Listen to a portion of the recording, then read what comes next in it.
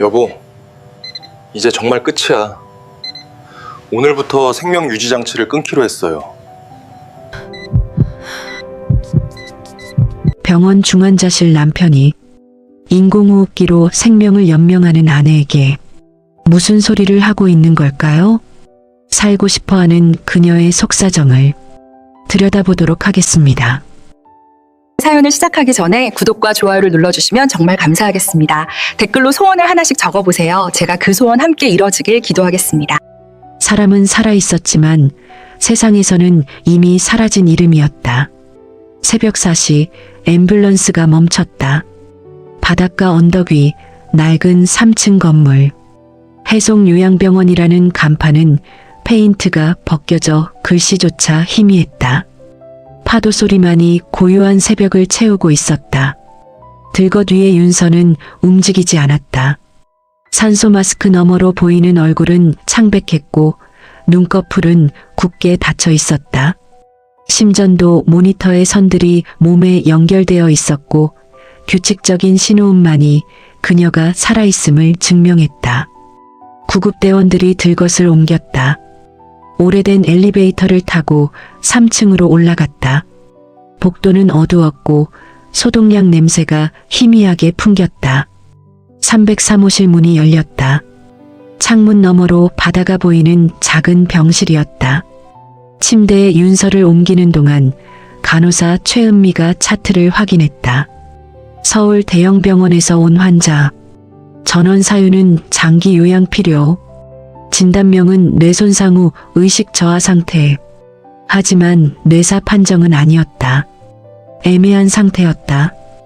은미는 윤서의 바이탈을 체크했다. 혈압, 맥박, 호흡. 모든 수치가 안정적이었다. 뇌사 환자치곤 너무 안정적이었다. 은미는 고개를 갸웃했지만 차트에 적힌 대로 기록했다. 구급대원들이 떠나고 병실은 조용해졌다. 창문 밖으로 동이 트기 시작했다.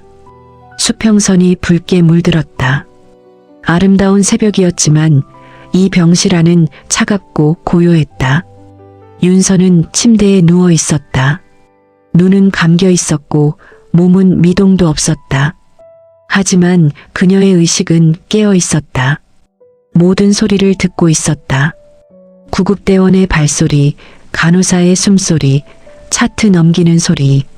모두 또렷했다. 여기가 어디지?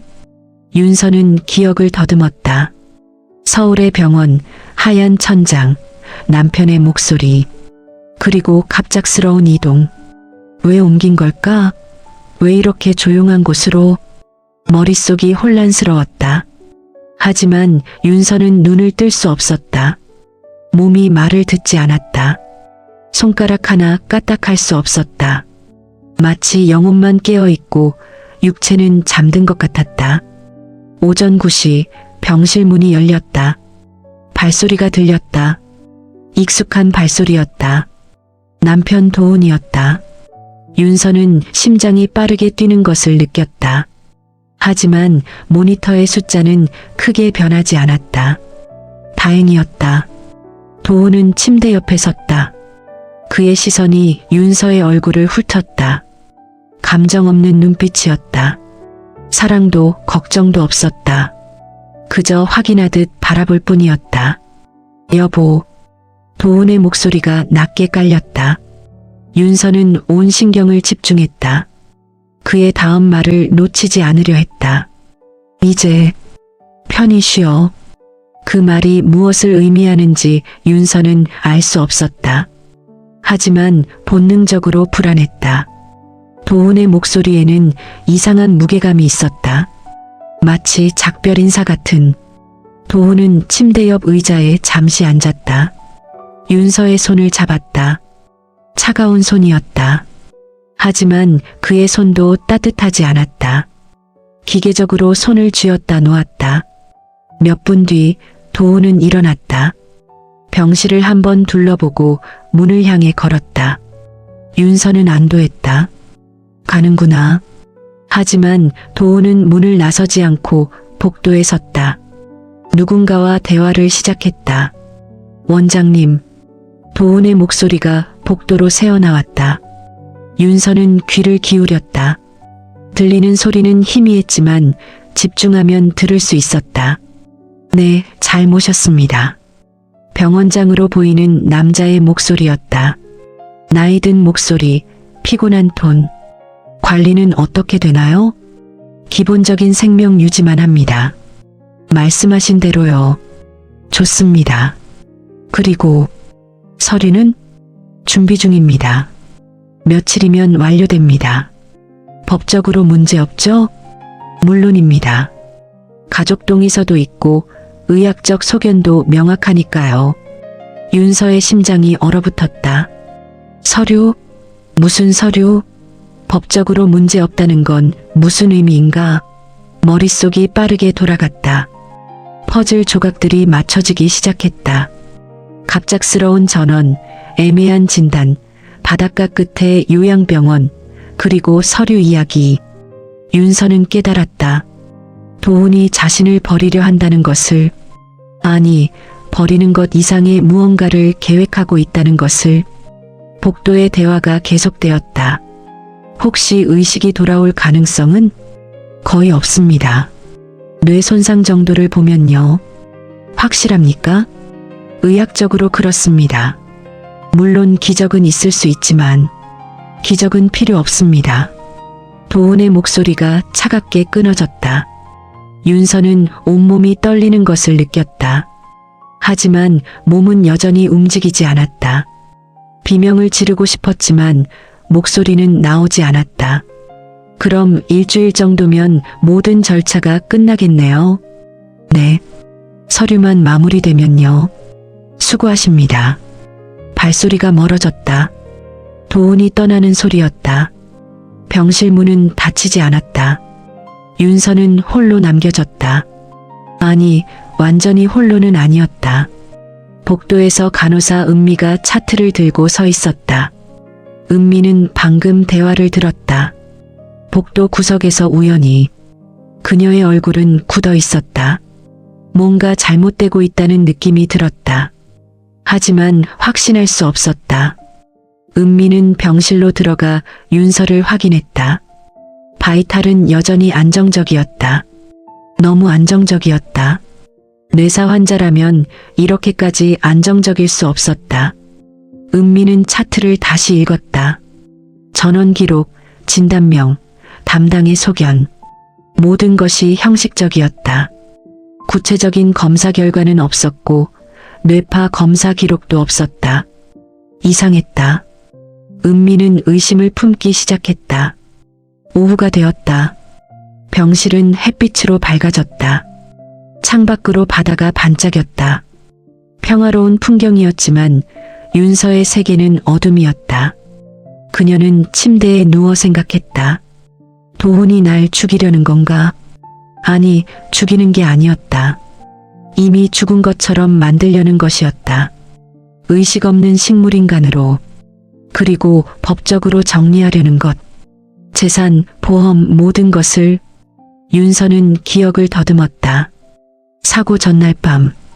도훈이 갑자기 드라이브를 제안했다. 늦은 밤인데도 기분 전환하자고 했다. 윤서는 따라갔다. 의심 없이. 그리고 해안도로. 가드레일 없는 커브길. 도훈의 손이 핸들을 급격히 꺾는 순간 윤서는 비명을 질렀다. 차가 미끄러졌다. 그리고 어둠. 그게 사고가 아니었다. 의도된 것이었다. 도훈이 계획한 것이었다. 윤서는 이제 확신했다. 남편이 자신을 제거하려 했다는 것을. 왜? 돈 때문이었을까? 윤서는 작은 식당을 운영하다가 우연히 부동산 투자로 큰 돈을 벌었다. 서울 강남의 작은 빌딩 하나. 그게 10년 만에 가치가 몇십 배로 뛰었다. 그 재산이 도훈의 눈에 들어온 것일까? 아니면 다른 이유? 다른 여자? 윤서는 알 수 없었다. 하지만 이유는 중요하지 않았다. 중요한 건 살아남는 것이었다. 어떻게 살아남지? 윤서는 자신의 상태를 점검했다. 눈을 뜰 수 없다. 말할 수 없다. 손가락도 움직일 수 없다. 하지만 의식은 있다. 생각할 수 있다. 듣고 느낄 수 있다. 그리고 중요한 사실 하나. 도우는 윤서의 의식이 돌아왔다는 것을 모른다. 병원장도 모른다. 모두가 윤서를 의식 없는 환자로 생각한다. 그럼 계속 그렇게 보여야 해. 윤서는 결심했다. 죽은 척해야 산다. 의식 없는 척해야 진실을 알아낼 수 있다. 도훈의 계획을 파악하고 증거를 모으고 때를 기다려야 한다. 저녁이 되었다. 은미가 병실에 들어와 저녁 식사 준비를 했다. 비위간 영양 공급이었다. 윤서는 모든 과정을 느꼈다. 불편했지만 참았다. 신음소리 하나 내지 않았다. 은미는 윤서를 관찰했다. 다른 환자들과 뭔가 달랐다. 표정이 너무 평온했다. 의식 없는 환자들은 보통 무표정하거나 경직되어 있는데 윤서는 마치 잠든 것처럼 편안해 보였다. 은미는 윤서의 손을 잡아봤다. 차가웠다. 하지만 경직되지 않았다. 부드러웠다. 이상했다. 은미는 속으로 생각했다. 이 환자 정말 의식이 없는 걸까? 밤이 되었다. 병실 불이 꺼졌다. 복도 불빛만 희미하게 들어왔다. 윤서는 어둠 속에서 눈을 감고 있었다. 아니, 감고 있는 게 아니라 뜰 수 없었다. 파도 소리가 창문 너머로 들렸다. 규칙적이고 끝없는 소리. 윤서는 그 소리를 들으며 생각했다. 버텨야 해. 지금 들키면 진짜 끝이야. 도훈이 알면 진짜로 죽일지도 몰라. 윤서는 침대에 누워 계획을 세우기 시작했다. 어떻게 증거를 모을 것인가? 어떻게 도움을 요청할 것인가? 누구를 믿을 수 있는가? 간호사 은미가 열쇠일 수도 있었다. 그녀는 의심하고 있었다. 윤서는 느낄 수 있었다. 언젠가 은미에게 신호를 보내야 할 것이었다. 하지만 너무 빨라서는 안 됐다. 타이밍이 중요했다. 새벽이 다시 왔다. 수평선이 밝아지기 시작했다. 윤서는 또 하루를 버텼다. 죽은 척하며 살기 위해. 이 작은 병실에서 바닷가 끝에서 그녀의 싸움이 시작되었다. 3일이 지났다. 윤서는 여전히 침대에 누워 있었다. 눈을 뜨지 않았고 말하지 않았고 움직이지 않았다. 완벽한 연기였다. 아니, 연기라기보다는 생존이었다. 간호사 은미는 매일 병실을 드나들며 윤서를 돌봤다. 바이탈 체크, 영양 공급, 체위 변경. 기계적인 업무였지만 은미는 점점 더 윤서에게 관심을 갖게 되었다. 뭔가 설명할 수 없는 이상함이 있었다. 오후 2시 도훈이 다시 병원을 방문했다. 이번에는 서류 가방을 들고 있었다. 병원장실에 먼저 들렀고 30분 뒤 윤서의 병실로 왔다. 도훈은 문을 열고 들어섰다. 창문을 통해 들어오는 햇빛이 그의 얼굴을 비췄다. 윤서는 도훈의 발소리를 듣고 긴장했다. 하지만 몸은 미동도 하지 않았다. 심박수도 일정하게 유지했다. 도훈은 침대 옆에 섰다. 윤서를 내려다봤다. 그의 시선은 차갑고 계산적이었다. 사랑하는 아내를 보는 눈빛이 아니었다. 마치 처리해야 할 문제를 보는 것 같았다. 여보, 도훈이 낮게 말했다. 윤서는 온 신경을 집중했다. 그의 다음 말을 놓치지 않으려 했다. 이제 좀 쉬어. 더 이상 힘들어하지 않아도 돼. 그 말이 무엇을 의미하는지 윤서는 너무나 잘 알았다. 이제 끝내겠다는 뜻이었다. 법적으로, 의학적으로 모든 면에서. 도훈은 윤서의 손을 잡았다. 형식적인 스킨십이었다. 감정이 없었다. 그는 몇 초 동안 손을 쥐고 있다가 놓았다. 그리고 병실 불을 껐다. 한낮인데도 편히 쉬어. 도훈은 그렇게 말하고 병실을 나갔다. 문을 닫고 복도로 향했다. 윤서는 어둠 속에서 눈을 감은 채 숨을 죽였다.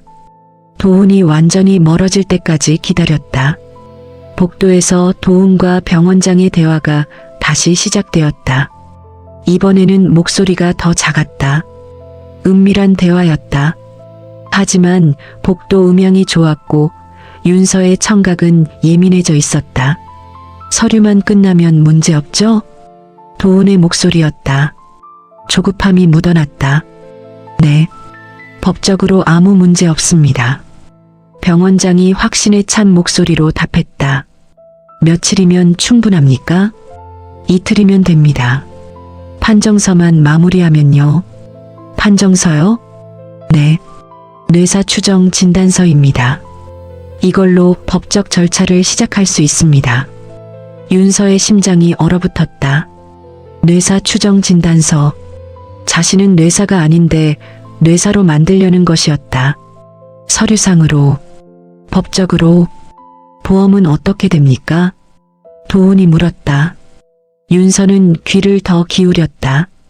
뇌사 판정이 나면 사망보험금 청구가 가능합니다. 물론 시간이 좀 걸리지만요. 얼마나요? 보통 한 달 정도. 절차만 밟으면 됩니다. 재산은? 배우자 상속이니까 문제 없습니다.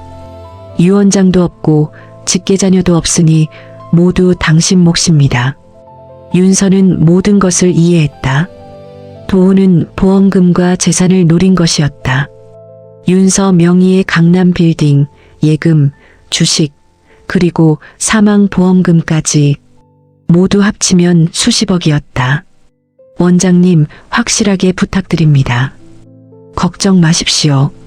이런 일 처음이 아닙니다. 병원장의 말에 윤서는 경악했다. 처음이 아니다는 건 무슨 의미인가? 이 병원에서 이런 일이 여러 번 있었다는 뜻인가? 그럼 내일 다시 오겠습니다. 네. 서류 준비해 두겠습니다. 발소리가 멀어졌다. 도훈이 떠나는 소리였다. 병원장도 자리를 떠났다.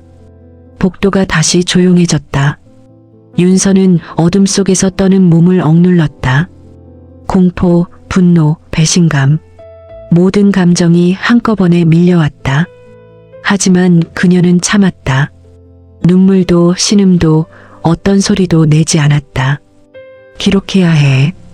증거를 만들어야 해.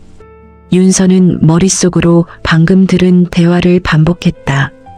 단어 하나하나를 기억했다. 뇌사 추정 진단서, 보험금, 재산 상속, 그리고 이런 일 처음이 아니다라는 병원장의 말. 30분 뒤 은미가 병실에 들어왔다. 불을 켜고 윤서의 상태를 확인했다. 바이탈은 여전히 안정적이었다. 은미는 차트에 기록하며 중얼거렸다. 이상해. 너무 안정적이야. 은미는 윤서의 눈꺼풀을 살짝 들어 동공 반응을 확인했다. 빛에 반응했다. 정상이었다. 뇌사 환자라면 동공 반응이 없어야 하는데 은미는 차트를 다시 읽었다. 뇌사 추정 환자. 확정이 아니라 추정. 하지만 병원장은 이틀 뒤 판정서를 발급하려 한다. 근거도 없이. 은미는 불안해지기 시작했다. 뭔가 잘못되고 있었다. 하지만 어떻게 해야 할지 몰랐다. 병원장에게 대들 수도 없었고 가족에게 말하기도 애매했다. 남편이 직접 환자를 데려온 사람이니까. 저녁 6시 은미는 윤서에게 영양 공급을 하며 조심스럽게 말을 걸었다. 환자분, 혹시 들리시나요? 윤서는 대답하지 않았다.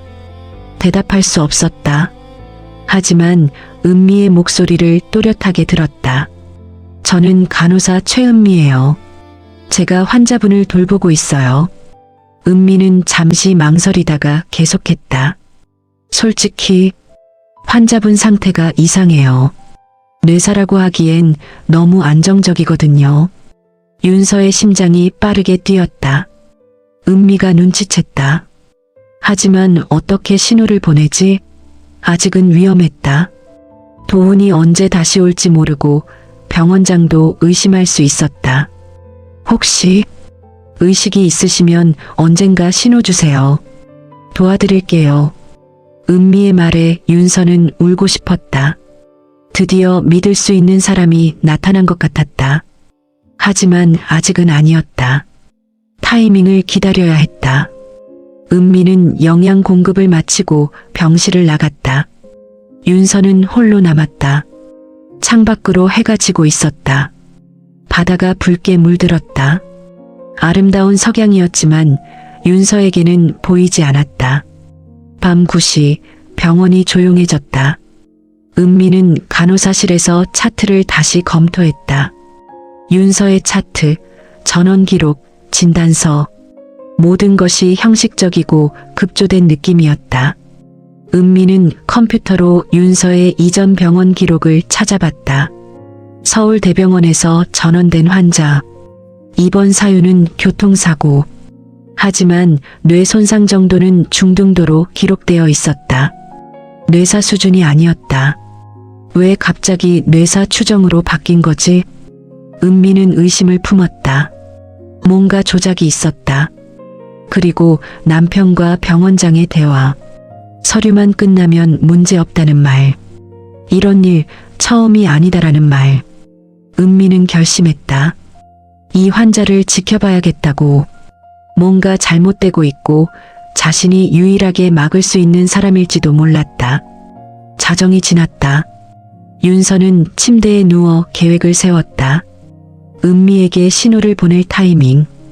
도훈의 계획을 파악하는 방법. 증거를 모으는 방법. 그리고 가장 중요한 것. 살아남는 것. 죽은 척하며 살아남는 것. 이 지옥 같은 상황에서 벗어나는 것. 윤서는 어둠 속에서 중얼거렸다.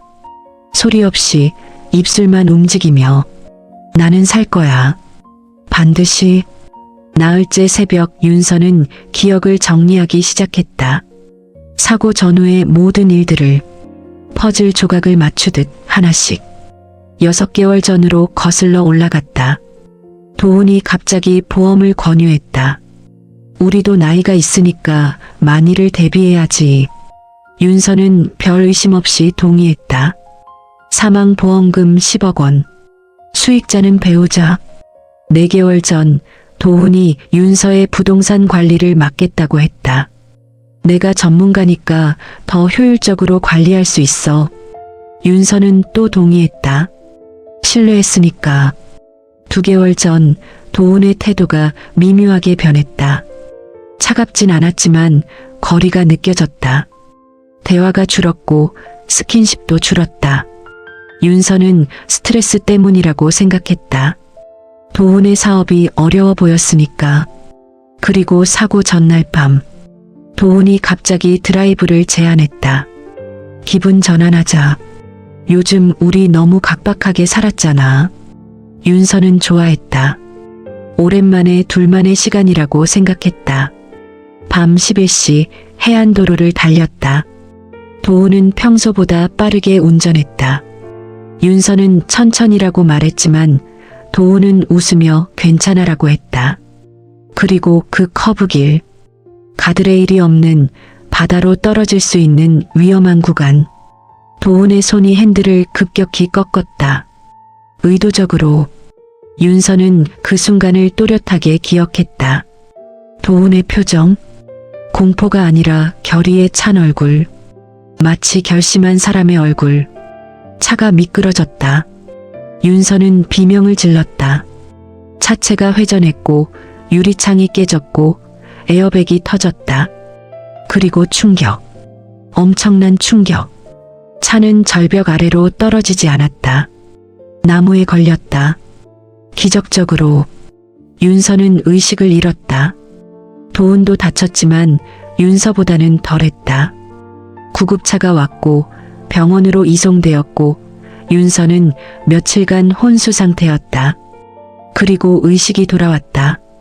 하지만 몸을 움직일 수 없었다. 뇌 손상 때문이 아니라 몸의 쇼크 때문이었다. 의사들은 회복 가능성이 있다고 했다. 하지만 도훈은 다른 계획을 세웠다. 윤서를 바닷가 요양병원으로 옮기고 뇌사로 만들고 법적으로 정리하는 것. 윤서는 모든 것을 이해했다. 도훈은 처음부터 자신을 죽이려 했다. 사고로 위장해서. 하지만 실패했다. 윤서가 살아남았으니까. 그래서 플랜 B를 실행한 것이었다. 뇌사 판정을 받게 하고 재산과 보험금을 챙기는 것. 윤서가 의식 없는 식물인간이라면 법적으로 죽은 것이나 마찬가지니까. 윤서는 분노로 온몸이 떨렸다. 하지만 참았다. 감정을 드러내면 안 됐다. 모니터에 찍히면 안 됐다. 침착해. 감정 컨트롤해. 살아남으려면. 윤서는 깊게 숨을 쉬었다. 심박수를 낮췄다. 몸을 이완시켰다. 요가와 명상을 배운 적이 있었다.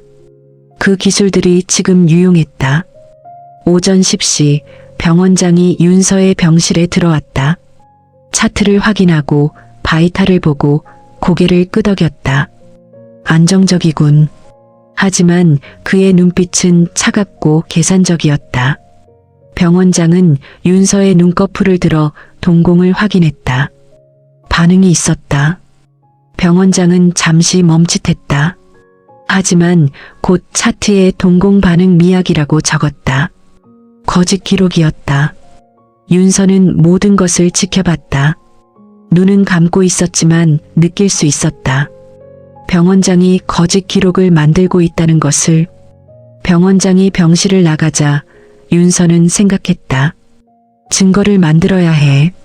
저 거짓 차트를, 대화 내용을, 모든 것을 증명해야 해. 하지만 어떻게? 몸을 움직일 수 없는데, 말할 수 없는데, 녹음기도 없고 카메라도 없고 아무것도 없는데. 윤서는 유일한 방법을 생각해냈다. 증인. 은미를 증인으로 만드는 것. 그녀에게 모든 것을 보여주고 들려주고 믿게 만드는 것.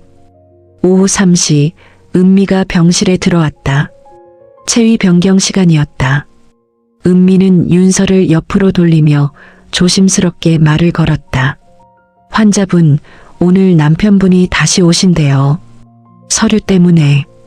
윤서의 심장이 빨라졌다. 하지만 모니터는 큰 변화를 보이지 않았다. 윤서는 이제 심박수를 어느 정도 조절할 수 있었다. 은미는 윤서의 등을 닦으며 계속 말했다. 솔직히 말씀드리면 저는 환자분 상태가 의심스러워요. 뇌사라고 하기엔. 윤서는 신호를 보낼 타이밍을 계산했다. 지금? 아니, 아직 일러. 도훈이 오기 전에는 위험해. 은미는 윤서를 다시 눕히고 이불을 덮어줬다. 그리고 작게 속삭였다. 혹시 정말 의식이 있으시다면 언젠가 꼭 신호 주세요. 제가 도와드릴 테니까. 윤서는 눈물이 날 것 같았다. 하지만 참았다. 눈물샘도 조절해야 했다. 오후 5시 도훈이 병원에 도착했다. 이번에는 정장을 입고 왔다. 공식적인 일을 처리하러 온 것처럼. 병원장실에서 1시간 동안 머물렀다. 윤서는 침대에 누워 기다렸다. 도훈이 무슨 서류를 작성하는지, 무슨 계약을 하는지 알 수 없었다.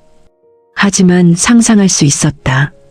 뇌사 판정 동의서, 생명유지장치 중단 동의서, 그런 것들.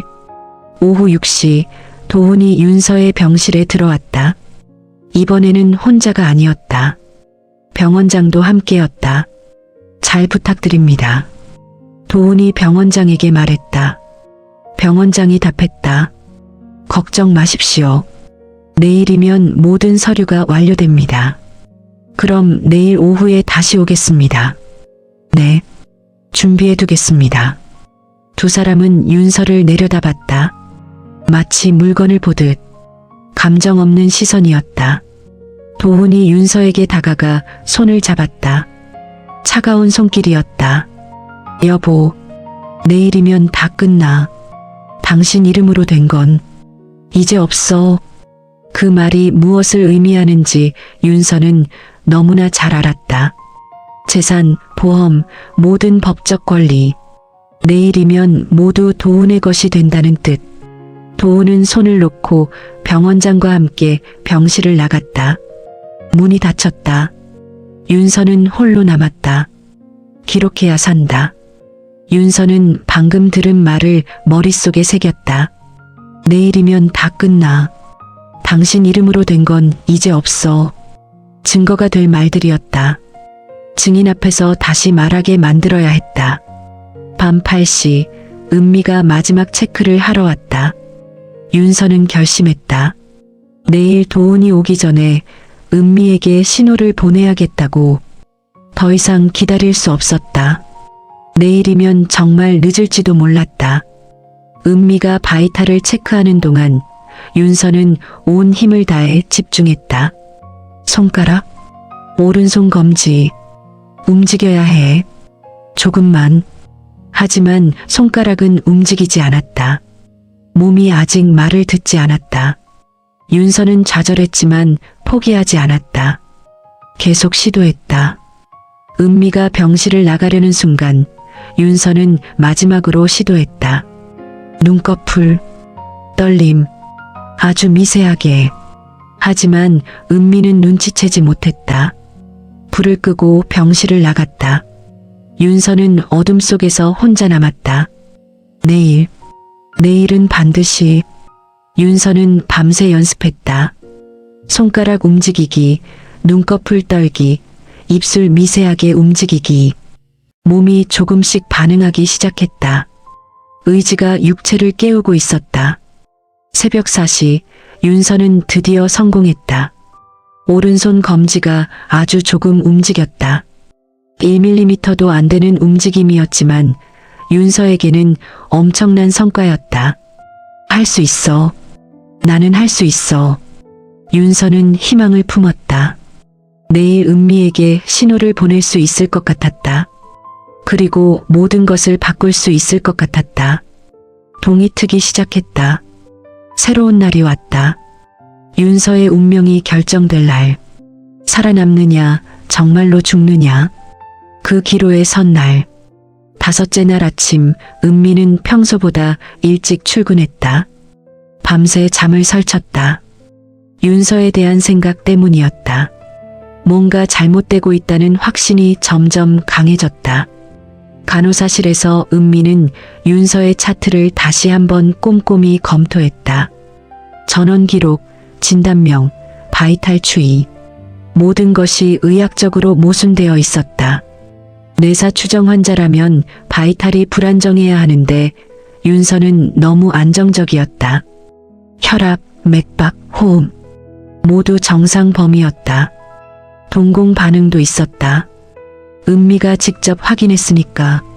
하지만 병원장의 기록에는 동공 반응 미약, 자발 호흡 감소, 뇌간 반사 저하라고 적혀 있었다. 전부 거짓이었다. 은미는 책상 서랍에서 작은 노트를 꺼냈다.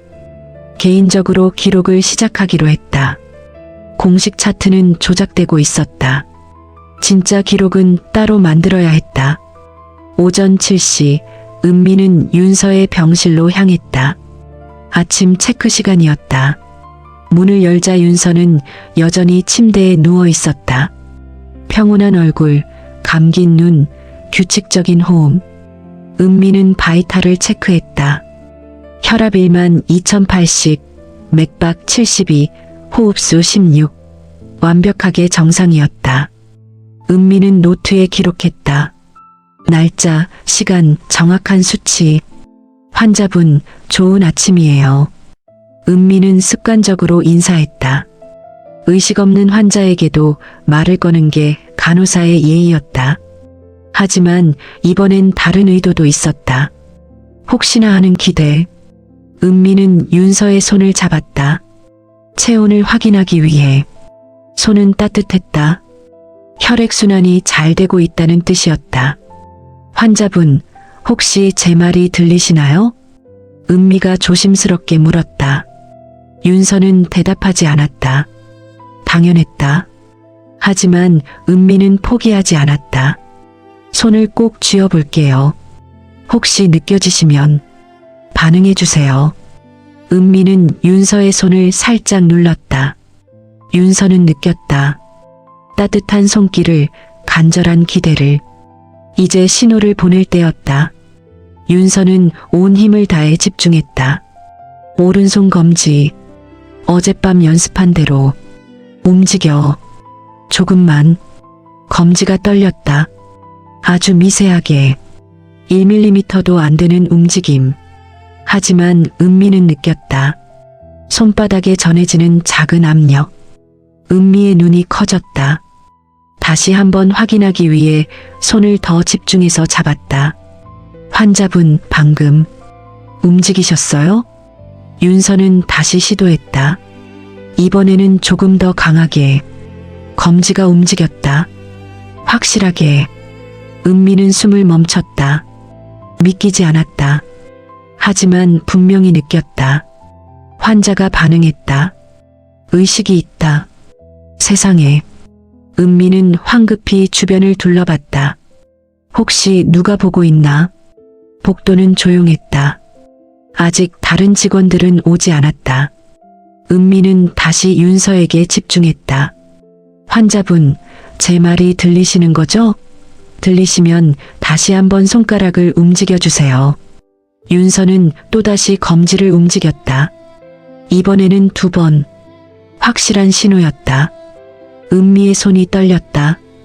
눈물이 핑 돌았다. 환자가 살아있었다. 의식이 있었다.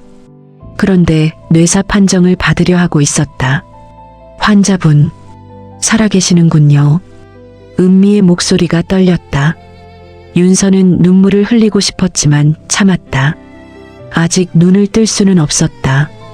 너무 위험했다. 은미는 재빨리 생각했다. 어떻게 해야 하지? 병원장에게 보고해야 하나? 아니, 안 돼. 병원장이 조작에 가담하고 있잖아. 그럼 누구에게? 은미는 결심했다.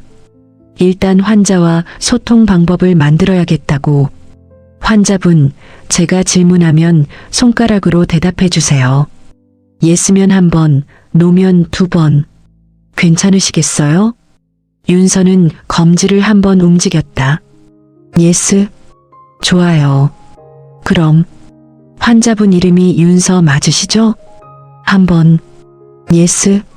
남편분이 자주 오시죠? 1번. 예스. 혹시 위험을 느끼고 계세요? 윤서는 잠시 망설였다. 이 질문에 어떻게 답해야 할까? 하지만 진실을 말해야 했다. 1번. 예스. 은미의 얼굴이 굳어졌다. 환자가 위험을 느끼고 있다. 그럼 남편이? 은미는 복도에서 들었던 대화를 떠올렸다. 서류만 끝나면 문제없죠? 내일이면 다 끝나. 은미는 조심스럽게 물었다. 혹시 남편분 때문에 위험하신 건가요? 윤서는 주저없이 대답했다. 1번. 예스. 은미는 충격을 받았다. 남편이 아내를 위험에 빠뜨리고 있다. 뇌사 판정을 조작해서 재산 때문에? 보험 때문에? 환자분, 제가 도와드릴게요. 절대 포기하지 마세요. 윤서는 검지를 한번 움직였다. 감사의 표시였다. 은미는 시계를 확인했다. 7시 30분. 다른 직원들이 곧 출근할 것이었다. 더 이상 대화할 수 없었다. 제가 계획을 세울게요. 조금만 기다려주세요. 은미는 윤서의 손을 꼭 쥐었다가 놓았다. 그리고 병실을 나갔다. 복도를 걸으며 은미는 생각했다. 어떻게 해야 하지? 경찰? 아니, 증거가 없어. 병원장? 절대 안 돼. 그럼 누구? 간호사실로 돌아온 은미는 노트를 다시 꺼냈다. 오늘 일어난 일을 기록했다. 환자 의식 확인. 손가락 움직임으로 소통 가능. 남편에게서 위험 느끼는 것으로 추정. 은미는 다음 단계를 계획하기 시작했다. 증거를 모아야 했다. 병원장의 거짓 기록, 남편과의 대화 내용, 환자의 진짜 상태, 모든 것을. 오전 9시 병원장이 간호사실에 들어왔다. 은미는 재빨리 노트를 서랍에 숨겼다. 윤서 환자 상태 어때요? 병원장이 물었다. 은미는 침착하게 대답했다. 안정적입니다. 바이탈 정상이고요. 그래요? 좀 이상하네. 뇌사 추정인데. 병원장의 말에 은미는 속으로 분노했다. 뻔뻔하게 거짓말을 하고 있었다. 제가 보기엔 회복 가능성도 있는 것 같은데요. 은미가 조심스럽게 의견을 냈다. 병원장의 눈빛이 날카로워졌다. 간호사는 진단할 권한이 없어요. 차트대로만 하세요. 네, 알겠습니다. 은미는 고개를 숙였다. 하지만 속으로는 확신했다. 병원장이 공모자라는 것을. 오전 11시 은미는 휴게실에서 휴대전화를 꺼냈다. 인터넷으로 검색했다. 의료 범죄 신고, 환자 권리 보호, 뇌사 판정 기준. 정보를 모았다. 뇌사 판정은 엄격한 절차가 필요했다. 2명 이상의 전문의 판정, 뇌파 검사, 뇌간 반사 검사. 하지만 이 병원은 아무것도 하지 않았다. 서류만 조작하고 있었다. 은미는 서울의 대형병원 준법팀 번호를 찾았다. 윤서가 전원되기 전에 있던 병원. 거기에 연락하면 도움을 받을 수 있을 것 같았다. 하지만 아직 일러. 증거를 더 모아야 했다. 확실한 증거를. 오후 2시 은미는 다시 윤서의 병실로 갔다. 환자와 더 구체적인 대화를 나눠야 했다. 환자분, 저예요. 은미는 문을 닫고 윤서에게 다가갔다. 주변을 확인하고 복도에 아무도 없는 것을 확인했다. 오늘 오후에 남편분이 오신대요. 서류 때문에. 혹시 무슨 서류인지 아세요? 윤서는 검지를 한번 움직였다. 예스. 뇌사 판정 서류인가요? 한번. 예스. 은미는 입술을 깨물었다. 오늘 오후면 서류가 완성된다. 그럼 법적으로 윤서는 뇌사가 된다. 생명 유지 장치를 끊을 수도 있다. 제가 막을게요. 어떻게든. 은미의 목소리에 결의가 담겼다. 윤서는 검지를 한번 움직였다. 믿음의 표시였다. 환자분, 혹시 증거가 될 만한 게 있나요? 남편분이 한 말이나 행동? 윤서는 고민했다. 어떻게 설명하지? 손가락 신호만으로는 복잡한 내용을 전달할 수 없었다. 은미가 제안했다. 제가 질문할게요. 천천히 대답해 주세요. 사고가 우연이 아니었나요? 2번. 노. 남편분이 의도한 거예요? 한 번. 예스. 은미는 경악했다. 남편이 아내를 사고로 위장해 죽이려 했다. 그리고 실패하자 뇌사 판정으로 마무리하려는 것이었다. 재산 때문인가요? 한 번. 예스. 보험금도. 한 번. 예스. 은미는 모든 것을 이해했다. 완전한 범죄였다. 하지만 한 가지 실수가 있었다. 윤서가 의식을 되찾은 것. 환자분, 제가 증거를 모을게요. 그리고 외부의 도움을 요청할게요. 조금만 버텨주세요. 윤서는 검지를 한번 움직였다. 은미는 윤서의 손을 꼭 잡았다. 포기하지 마세요. 우리가 이길 거예요. 두 여자의 동맹이 시작되었다. 침묵 속의 싸움이, 살아남기 위한 싸움이. 오후 4시 도훈이 병원에 도착했다. 이번에는 서류 가방과 함께 양복을 차려입고 왔다. 마지막 절차를 마무리하러 온 것이었다. 은미는 간호사실 창문으로 도훈을 지켜봤다. 그의 표정은 평온했다. 아내가 뇌사 상태인 남편 같지 않았다. 슬픔도 괴로움도 없었다. 그저 업무를 처리하러 온 사람 같았다. 도훈은 먼저 병원장실로 향했다. 은미는 조심스럽게 복도로 나가 병원장실 근처에 섰다. 문이 완전히 닫히지 않아 대화가 새어나왔다. 서류 준비됐습니까? 도훈의 목소리였다. 네. 뇌사 추정 진단서입니다. 여기 서명만 하시면 됩니다. 법적 효력은 즉시 발생합니다. 이걸로 보험 청구, 재산 정리 모두 가능합니다.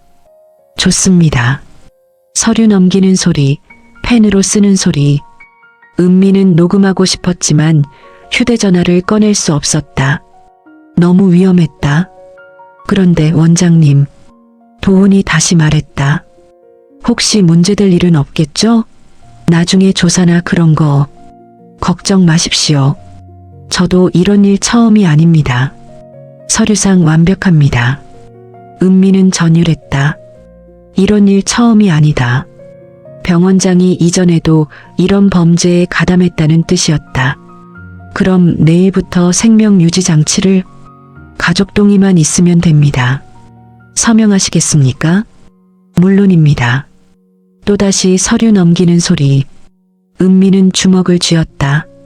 생명 유지 장치를 끊으려 한다. 윤서를 정말로 죽이려는 것이었다. 은미는 더 이상 듣지 못하고 재빨리 간호사실로 돌아갔다. 손이 떨렸다. 어떻게 해야 하지? 시간이 없었다.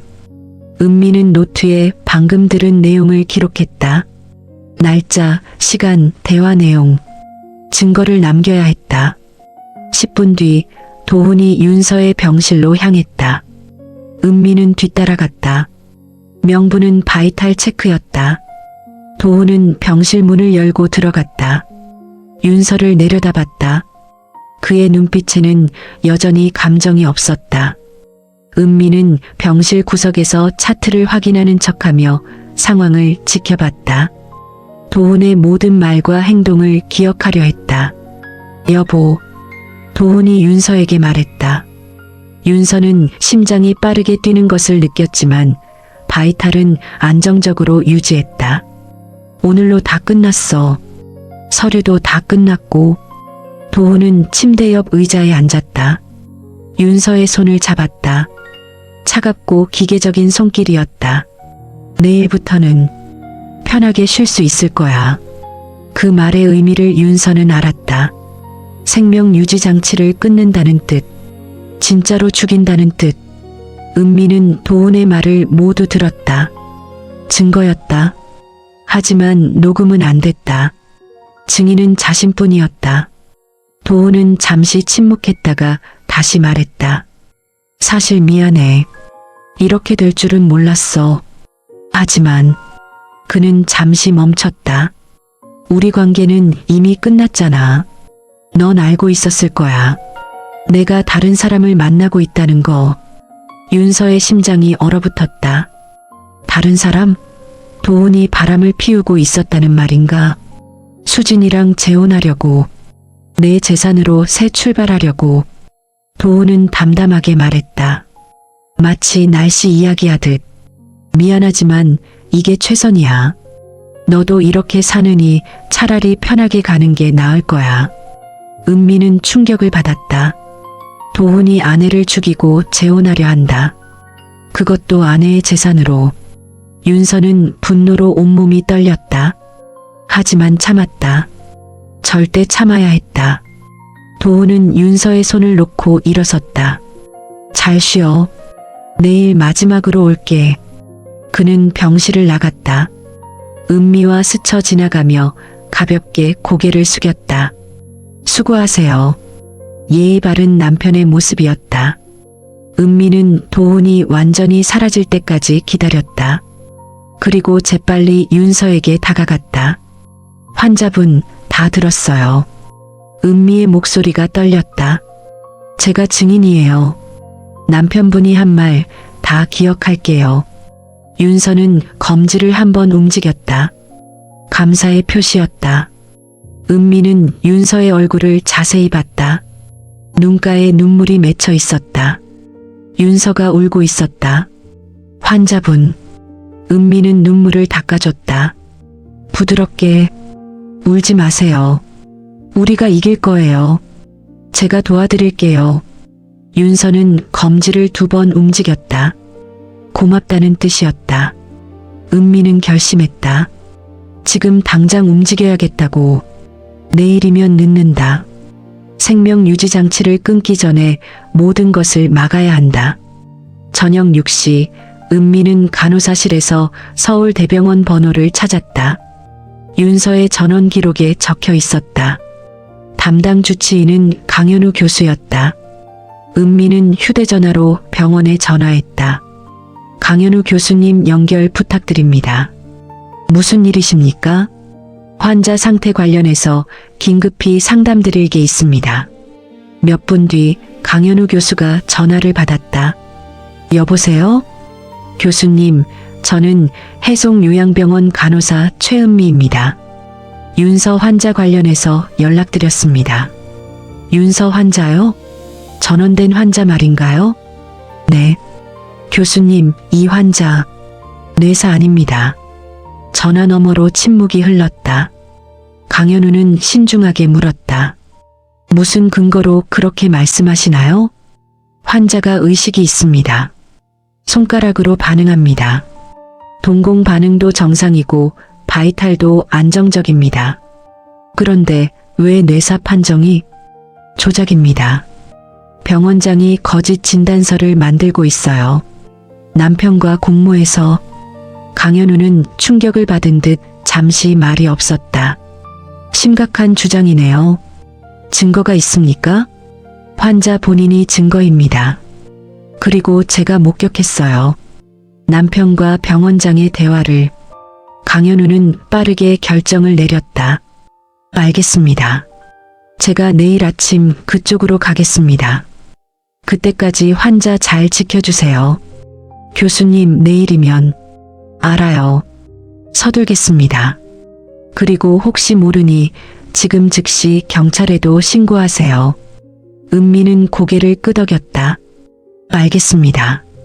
감사합니다. 전화를 끊고 은미는 112에 전화했다.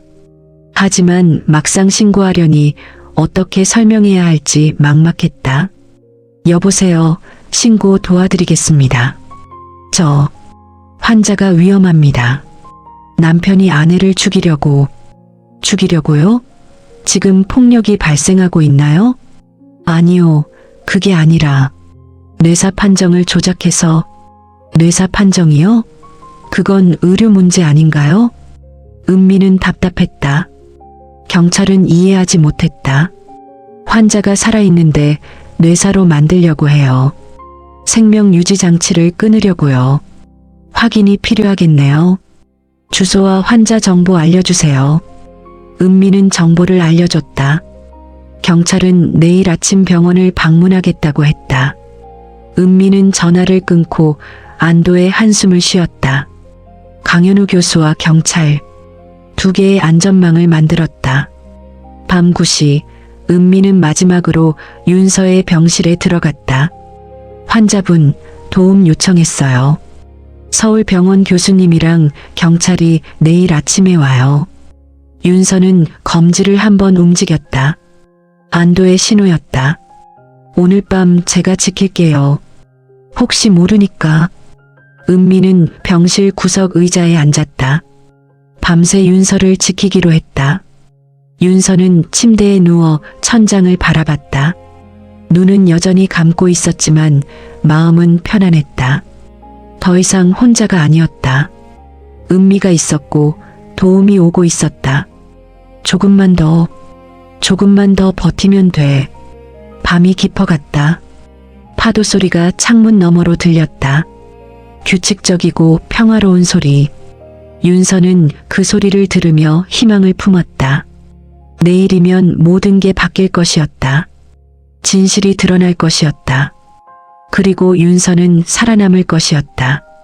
6째 날 새벽 5시 은미는 병실 의자에서 잠깐 졸다 깼다. 목이 뻐근했고 눈이 따가웠다. 하지만 정신은 또렷했다. 윤서의 바이탈을 확인했다. 여전히 안정적이었다. 윤서는 눈을 감은 채 깨어 있었다. 밤새 잠을 이룰 수 없었다. 오늘이 결정적인 날이었다. 강현우 교수가 온다. 경찰도 온다. 진실이 밝혀질 것이었다. 하지만 동시에 가장 위험한 날이기도 했다. 도훈이 마지막으로 온다고 했다. 생명 유지 장치를 끊으러. 만약 도움이 늦게 오면 윤서는 생각하고 싶지 않았다. 새벽 6시 은미는 조심스럽게 윤서에게 다가갔다. 환자분 깨어 계세요? 윤서는 검지를 한번 움직였다. 예스. 오늘 조심해야 해요. 남편분이 오기 전에 교수님이 도착하면 좋을 텐데. 은미는 시계를 확인했다. 강현우 교수는 서울에서 출발한다고 했다. 이곳까지 차로 3시간. 아침 일찍 출발해도 9시는 되어야 도착할 것이었다. 제가 최대한 시간을 벌게요. 남편분이 오면 바로 병실에 못 들어오게 할게요. 윤서는 검지를 한번 움직였다. 고마움의 표시였다. 오전 7시 병원장이 출근했다. 평소보다 일찍이었다. 은미는 복도에서 그를 마주쳤다. 병원장의 표정이 심상치 않았다. 최 간호사, 오늘 윤서 환자 관련해서 중요한 절차가 있어요. 아무도 병실에 못 들어오게 하세요. 네. 왜요? 가족 요청입니다. 조용히 마무리하고 싶다고. 은미는 속으로 분노했다. 마무리라는 단어. 윤서를 죽이겠다는 뜻이었다. 알겠습니다. 은미는 겉으로는 순종하는 척했다. 하지만 절대 그렇게 하지 않을 것이었다. 오전 8시 은미는 간호사실에서 휴대전화로 강현우 교수에게 전화했다. 교수님, 지금 어디쯤이세요? 고속도로 진입했어요. 1시간 반 정도 남았습니다. 서둘러 주세요. 병원장이 뭔가 시작하려고 해요. 최대한 빨리 가겠습니다. 경찰은 연락했어요? 네. 9시에 온다고 했어요. 좋아요. 제가 도착할 때까지 환자 절대 혼자 두지 마세요. 알겠습니다. 전화를 끊고 은미는 다시 윤서의 병실로 향했다. 문을 열자 윤서는 여전히 침대에 누워 있었다. 평온해 보였지만 은미는 알았다. 그 안에 얼마나 큰 두려움이 있는지. 환자분, 교수님이 곧 오셔요. 조금만 더 버티세요. 윤서는 검지를 한번 움직였다. 오전 8시 30분 병원 주차장에 검은색 세단이 들어왔다. 도훈이었다. 예상보다 일찍 왔다. 은미는 창문으로 그를 지켜봤다. 도훈은 차에서 내려 병원 건물로 걸어왔다. 은미는 재빨리 병실로 달려갔다. 환자분, 남편분 오셨어요. 제가 최대한 막을게요. 윤서의 심장이 빠르게 뛰기 시작했다. 모니터 숫자가 올라갔다. 은미는 걱정스럽게 바라봤다. 진정하세요. 제가 지킬게요. 도훈은 1층 로비를 지나 3층으로 올라왔다. 병원장이 그를 맞이했다. 일찍 오셨네요. 빨리 끝내고 싶어서요. 준비됐습니까? 네. 서류는 다 완료됐고 의료진도 대기 중입니다. 그럼 시작하죠. 두 사람은 윤서의 병실로 향했다. 은미는 병실 문 앞을 지키고 섰다. 죄송하지만 지금은 환자 상태가 불안정해서 면회가 어렵습니다. 은미가 막았다. 도훈은 짜증스러운 표정을 지었다. 저는 남편입니다.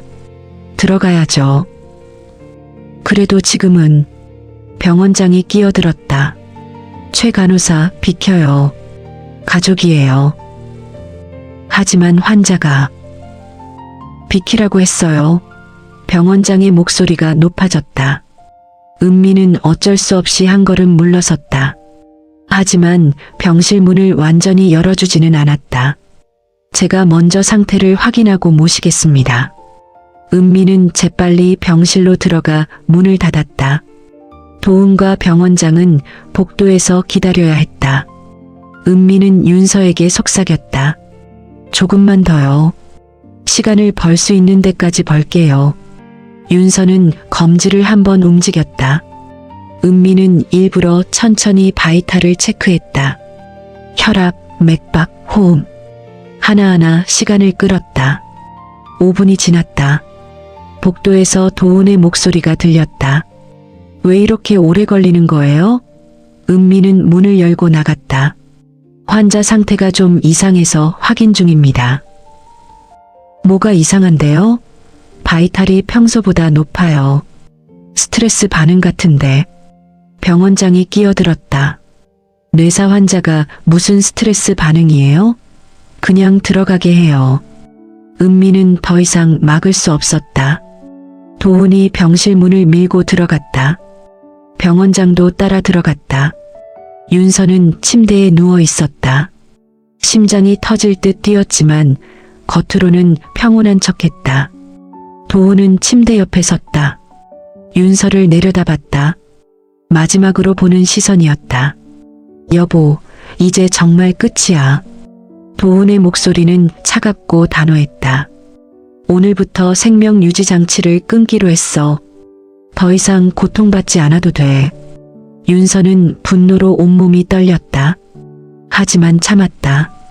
절대 참아야 했다. 병원장이 서류를 꺼냈다. 여기 동의서입니다. 서명만 하시면 즉시 절차를 시작합니다. 도훈은 서류를 받아 읽었다. 생명유지장치 중단 동의서. 서명란에 펜을 가져갔다. 바로 그 순간 병실 문이 벌컥 열렸다. 잠깐, 낯선 남자의 목소리였다. 모두 문 쪽을 돌아봤다. 40대 남자가 서 있었다. 정장을 입고 의사 가운을 걸쳤다. 강현우 교수였다. 당신은 누구시죠? 병원장이 물었다. 강현우는 명함을 꺼냈다. 서울대병원 신경외과 강현우입니다. 이 환자의 담당 주치의였고요. 도훈의 얼굴이 굳어졌다. 병원장도 당황한 표정이었다. 무슨 일로 오셨습니까? 환자 상태 확인차 왔습니다. 간호사로부터 연락을 받았거든요.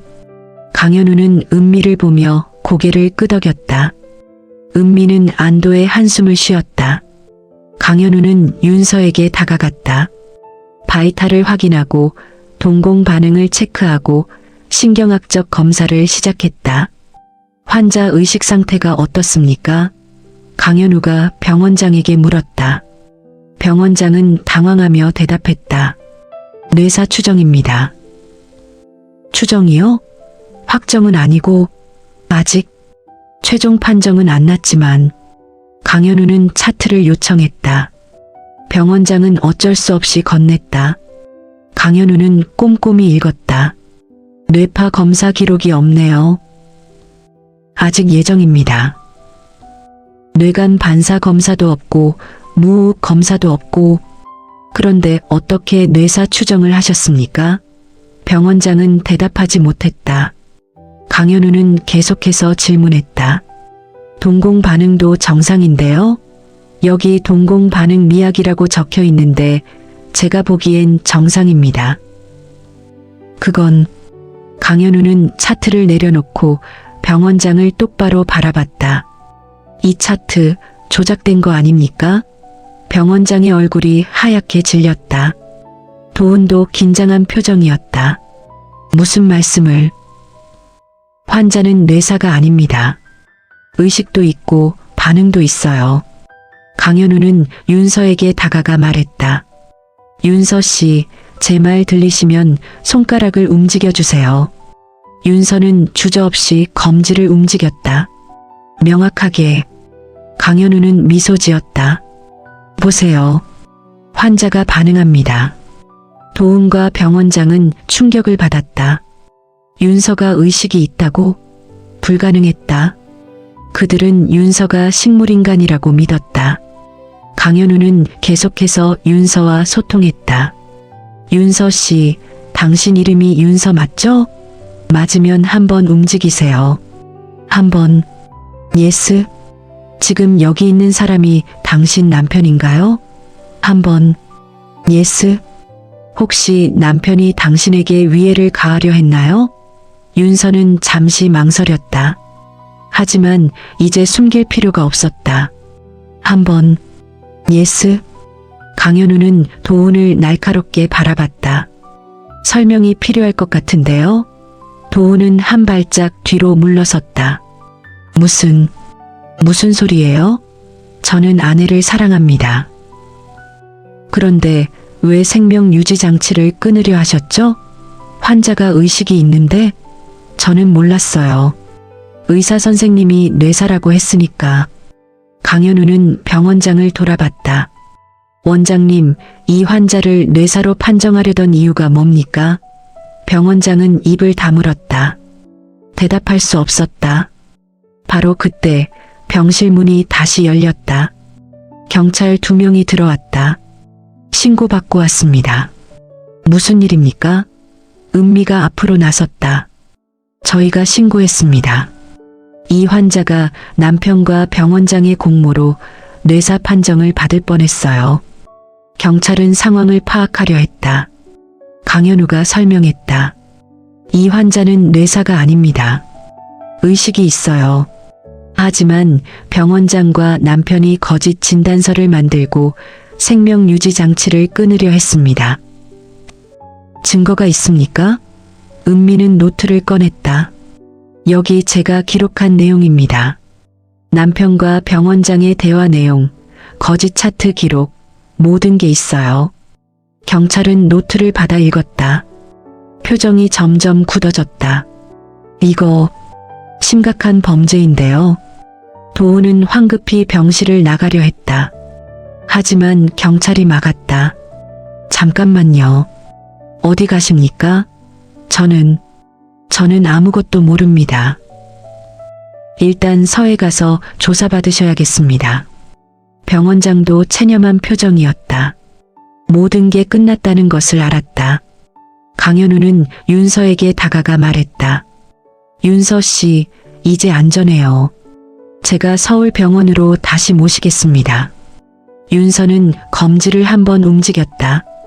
그리고 눈에서 눈물이 흘러내렸다. 안도의 눈물이었다. 은미는 윤서의 눈물을 닦아주며 말했다. 다 끝났어요. 이제 괜찮아요. 윤서는 입술을 미세하게 움직였다. 소리는 나오지 않았지만 은미는 알 수 있었다. 고마워요라고 말하는 것을. 경찰은 도훈과 병원장을 연행했다. 두 사람은 고개를 숙인 채 병실을 나갔다. 윤서는 그들의 뒷모습을 보며 생각했다. 끝났어. 악몽이 끝났어. 강현우는 앰뷸런스를 요청했다. 윤서를 서울대병원으로 이송하기 위해 전문적인 치료를 받으면 회복할 수 있을 것이었다. 은미는 윤서의 손을 꼭 잡고 말했다. 환자분, 포기하지 않아서 다행이에요. 정말 다행이에요. 윤서는 검지를 한번 움직였다. 그리고 미소 지으려 했다. 얼굴 근육이 움직이지 않았지만 마음은 웃고 있었다. 1시간 뒤 앰뷸런스가 도착했다. 윤서를 들것에 옮겼다. 창문 너머로 바다가 보였다. 아침 햇살이 파도를 비추고 있었다. 아름다운 풍경이었다. 윤서는 이 병원에 갇혀 있을 때는 바다를 볼 수 없었다. 눈을 뜰 수 없었으니까. 하지만 이제는 달랐다. 곧 눈을 뜰 수 있을 것이었다. 다시 세상을 볼 수 있을 것이었다. 앰뷸런스가 출발했다. 은미가 손을 흔들었다. 윤서는 검지를 한번 움직였다. 작별 인사였다. 바닷가 요양병원이 멀어졌다. 악몽의 장소가 사라졌다. 윤서는 앞을 향해 나아갔다. 새로운 시작을 향해. 일주일 뒤 서울대병원 중환자실. 윤서는 집중 치료를 받고 있었다. 물리치료, 언어치료, 신경재활. 매일 조금씩 나아지고 있었다. 이제 윤서는 눈을 뜰 수 있었다. 천천히, 조금씩. 처음 눈을 떴을 때 본 것은 하얀 천장과 강현우 교수의 얼굴이었다. 윤서 씨, 보이세요? 윤서는 고개를 아주 조금 끄덕였다. 목소리는 아직 나오지 않았지만 의사소통은 가능했다. 천천히 회복하시면 됩니다. 서두르지 마세요. 윤서는 감사의 표시로 손가락을 움직였다. 이제는 5손가락을 모두 움직일 수 있었다. 오후 경찰이 병실을 방문했다. 조사를 위해서였다. 윤서는 아직 말을 할 수 없어서 글로 진술했다. 강현우 교수가 도왔다. 사고가 우연이 아니었나요? 경찰의 질문에 윤서는 고개를 저었다. 그리고 종이에 적었다. 남편이 의도했어요. 어떻게 하셨습니까? 윤서는 천천히 적었다. 핸들을 급격히 꺾는 걸 봤어요. 일부러 그랬어요. 경찰은 메모했다. 그리고 계속 질문했다. 왜 그랬을 것 같습니까? 재산, 보험금, 그리고 다른 여자. 경찰은 고개를 끄덕였다. 이미 수진이라는 여자의 존재를 확인한 상태였다. 도훈과 2년째 관계를 유지하고 있었고 윤서가 사라지면 재혼할 계획이었다. 해송 요양병원에서 무슨 일이 있었습니까? 윤서는 긴 글을 적었다. 남편과 병원장의 대화, 뇌사 판정 조작, 생명 유지 장치 중단 계획. 모든 것을. 경찰은 진술서를 작성했다. 윤서는 서명했다. 떨리는 손으로 하지만 확실하게. 남편분과 병원장은 현재 구속 수사 중입니다. 살인 미수, 사문서 위조, 의료법 위반 등으로 기소될 예정입니다. 윤서는 고개를 끄덕였다. 마땅한 처벌이었다. 경찰이 떠나고 윤서는 창밖을 바라봤다. 서울 시내가 보였다. 복잡하고 빠른 도시. 하지만 아름다운 도시이기도 했다. 저녁 간호사가 저녁 식사를 가져왔다. 아직 유동식이었지만 윤서는 스스로 먹을 수 있었다. 손이 떨렸지만 포기하지 않았다. 잘하시네요. 간호사가 격려했다. 윤서는 미소 지었다. 이제 미소도 지을 수 있었다. 밤 윤서는 침대에 누워 생각했다. 지난 일주일, 악몽 같은 시간. 하지만 동시에 자신을 다시 발견한 시간이기도 했다. 죽음 앞에서 윤서는 깨달았다. 자신이 얼마나 살고 싶어 하는지, 얼마나 강한 사람인지, 포기하지 않는 의지가 얼마나 중요한지, 그리고 은미, 윤서를 구해준 천사 같은 사람. 윤서는 그녀에게 감사를 전하고 싶었다. 다음 날 오후 은미가 병실을 방문했다. 꽃다발을 들고. 환자분, 아니, 윤서 씨. 은미는 웃으며 꽃을 건넸다. 윤서는 받아들고 미소 지었다. 많이 좋아지셨네요. 윤서는 고개를 끄덕이고 종이에 적었다. 은미 씨 덕분이에요. 감사합니다. 은미는 눈물이 났다. 아니에요. 윤서 씨가 포기하지 않으셨기 때문이에요. 두 여자는 손을 잡았다. 말은 많이 필요 없었다. 서로를 이해했으니까. 앞으로 어떻게 하실 거예요? 은미의 질문에 윤서는 생각했다. 그리고 적었다. 다시 시작할 거예요. 제 인생을. 은미는 고개를 끄덕였다. 잘하실 거예요. 이미 증명하셨잖아요. 두 사람은 한참을 이야기했다. 아니, 은미가 말하고 윤서가 글로 대답했다. 편안한 대화였다. 은미가 떠나고 윤서는 혼자 남았다. 하지만 외롭지 않았다. 희망이 있었으니까. 한 달 뒤 윤서는 일반 병실로 옮겼다. 이제 걸을 수도 있었다. 휠체어 도움을 받아서지만. 그리고 말도 할 수 있었다. 천천히, 불명확하게. 하지만 분명히. 감사합니다. 강현우 교수에게 한 첫마디였다. 교수는 웃으며 대답했다. 천만에요. 윤서 씨의 의지가 만든 결과예요. 재활은 힘들었다. 매일 물리치료실에서 땀을 흘렸다. 근육을 다시 깨우고 신경을 다시 연결하고 몸을 다시 배워야 했다. 하지만 윤서는 포기하지 않았다. 바닷가 병실에서 버텼던 것처럼 여기서도 버텼다. 2달 뒤 법원에서 도운의 재판이 열렸다. 윤서는 증인으로 출석했다. 휠체어를 타고 하지만 당당하게. 법정에서 윤서는 도운과 마주쳤다. 도운은 초라한 모습이었다. 수의를 입고 수갑을 찬 채 재판장이 물었다. 피해자분 진술하시겠습니까? 윤서는 고개를 끄덕였다. 그리고 천천히 하지만 분명하게 말했다. 저는 윤서입니다. 남편 도운이 저를 죽이려 했습니다. 법정이 조용해졌다. 윤서는 계속했다. 사고는 의도된 것이었어요. 그리고 병원에서도 저를 뇌사로 만들려 했어요. 윤서의 목소리는 떨렸지만 진실은 명확했다. 하지만 저는 살았어요. 포기하지 않았어요. 윤서는 도운을 똑바로 바라봤다. 당신은 제게서 모든 걸 빼앗으려 했어요.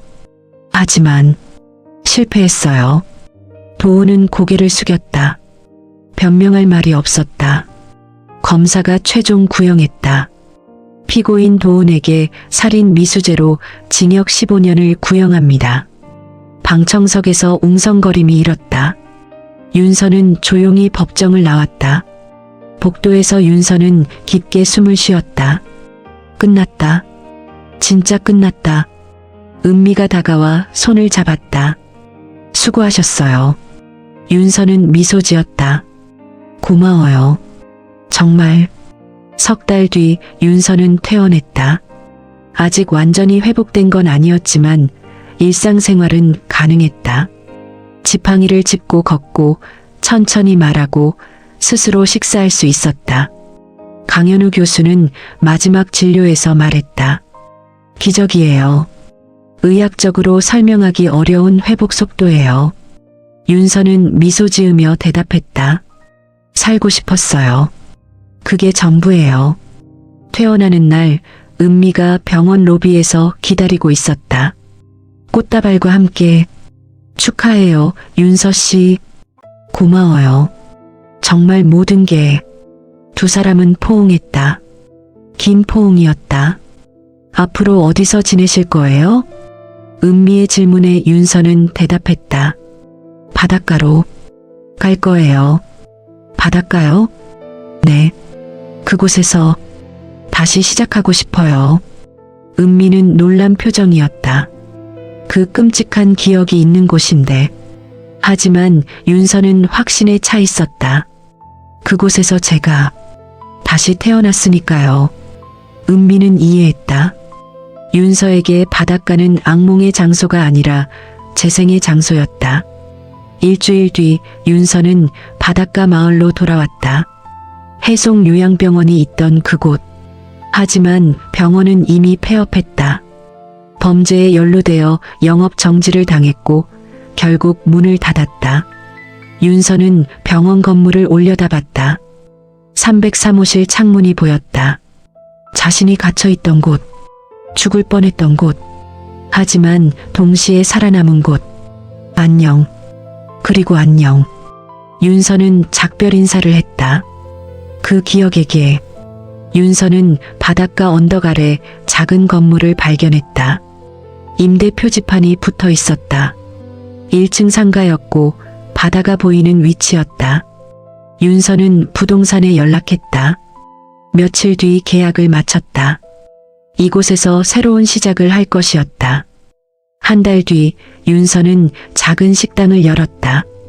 다시 처음이라는 이름이었다. 메뉴는 간단했다. 바다를 보며 먹는 따뜻한 국밥과 커피. 개업 첫날 은미가 찾아왔다. 꽃 화환을 들고 축하해요. 정말 멋져요. 윤서는 웃으며 은미를 맞이했다. 들어오세요. 첫 손님이에요. 식당은 작았다. 테이블 5개. 하지만 따뜻했다. 윤서가 직접 요리하고 직접 서빙했다. 몸은 아직 불편했지만 행복했다. 맛있어요. 은미가 국밥을 먹으며 말했다. 예전에 제가 하던 거예요. 결혼 전에 작은 식당을 했었어요. 윤서는 옛 기억을 떠올렸다.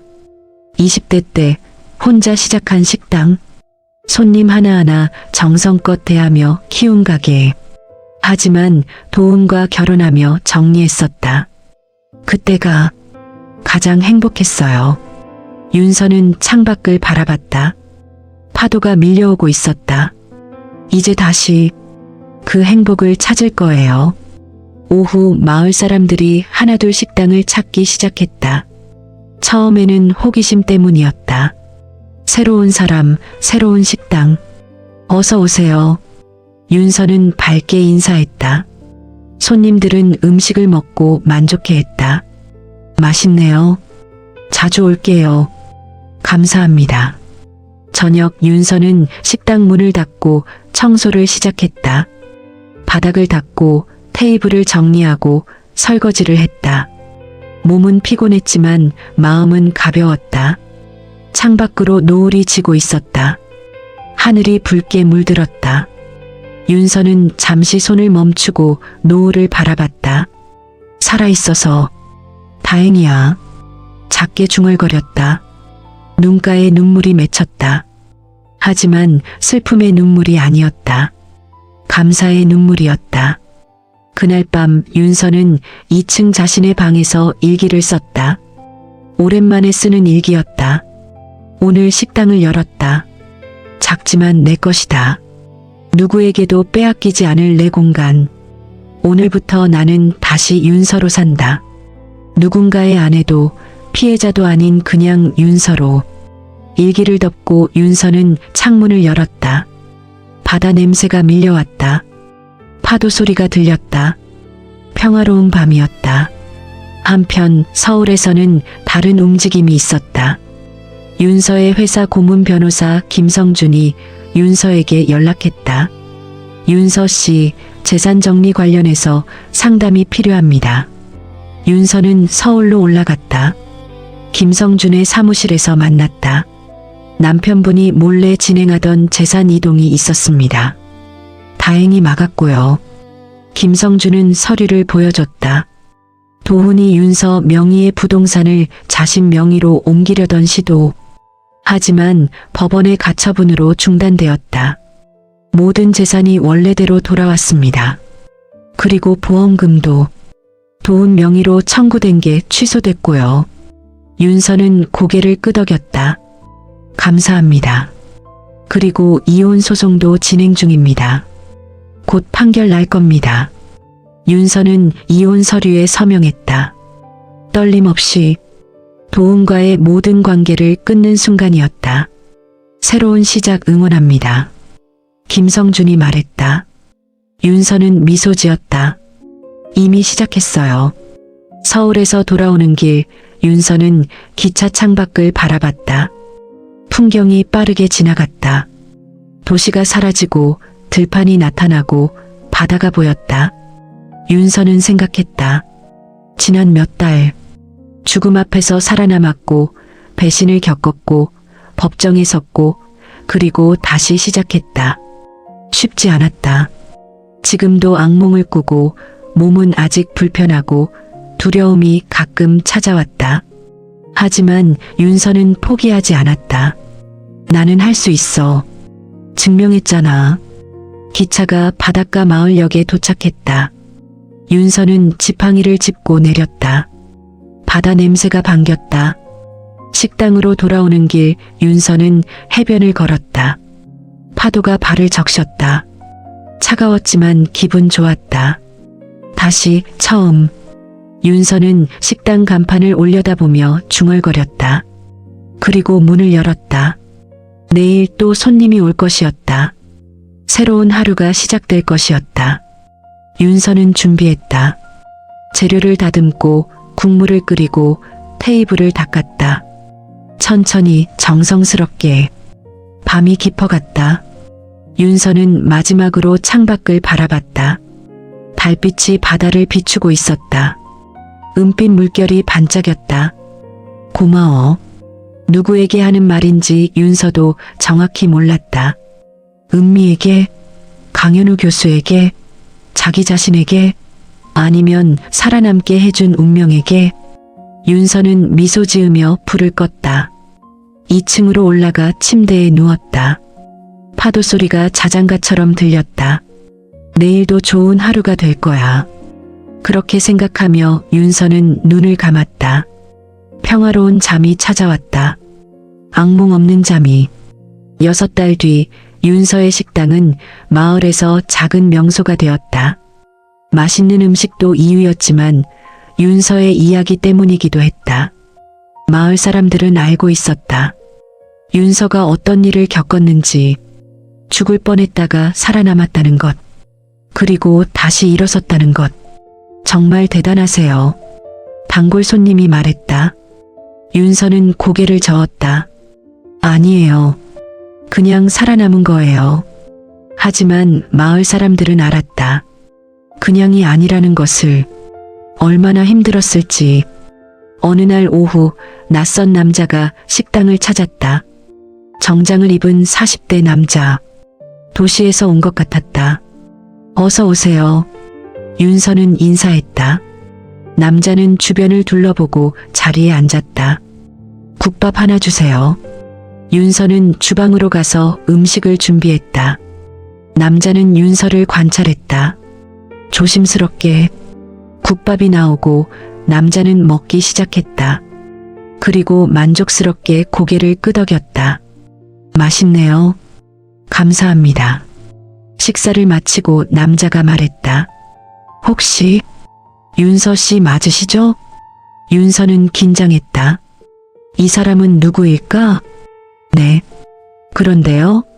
저는 KBS 다큐팀 PD 이정민입니다. 남자는 명함을 건넸다. 윤서는 받아들고 읽었다. 다큐요? 네. 의료 범죄와 생존자에 관한 다큐를 준비 중입니다. 윤서 씨 이야기를 듣고 싶어서요. 윤서는 잠시 망설였다. 자신의 이야기를 방송에 내보낸다는 게 두려웠다.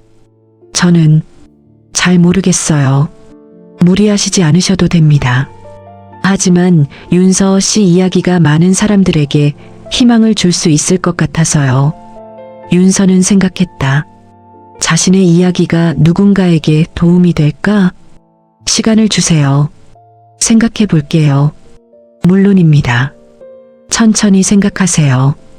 이정민 PD는 연락처를 남기고 떠났다. 윤서는 명함을 손에 쥐고 고민했다. 저녁 은미에게 전화했다. 다큐 출연 제안을 받았어요. 정말요? 좋은데요? 하지만 제 이야기를 공개하는 게 두려워요. 은미는 잠시 생각하다 말했다. 윤서 씨, 당신이 겪은 일은 부끄러운 게 아니에요. 오히려 용기의 증거예요. 그럴까요? 그럼요. 그리고 누군가는 지금 윤서 씨처럼 힘든 상황에 있을 수 있어요. 당신의 이야기가 그들에게 힘이 될 거예요. 윤서는 고개를 끄덕였다. 은미의 말이 맞았다.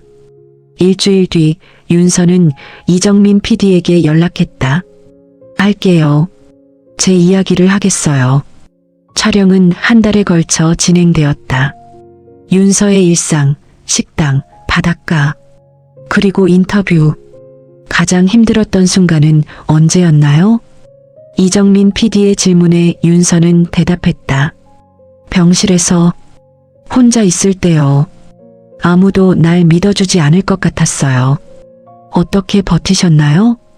살고 싶었어요. 그게 전부예요. 살아서 진실을 밝히고 싶었어요. 지금은 어떠세요? 윤서는 미소 지었다. 행복해요. 진짜로. 다큐멘터리는 석 달 뒤 방송되었다. 제목은 침묵 속의 싸움 마이너스 살아남은 여자. 많은 사람들이 시청했고 반응은 뜨거웠다. 댓글들이 달렸다. 정말 대단하세요. 존경합니다. 울면서 봤어요. 힘내세요. 저도 힘든 시기를 겪고 있는데 용기를 얻었습니다. 윤서는 댓글들을 읽으며 울었다. 자신의 이야기가 누군가에게 닿았다는 것이 감동이었다. 방송 후 식당에 더 많은 손님이 찾아왔다. 윤서를 보러, 응원하러. 윤서는 한 사람 한 사람 정성껏 대했다. 힘내세요. 한 손님이 말했다. 윤서는 미소 지으며 대답했다. 저는 이미 힘냈어요. 이제 다른 분들이 힘낼 차례예요. 그 무렵 윤서는 작은 강연을 시작했다. 병원, 복지관, 학교, 자신의 이야기를 나누며 사람들에게 희망을 주었다. 포기하지 마세요.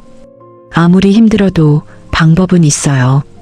윤서의 목소리는 떨렸지만 진심이었다.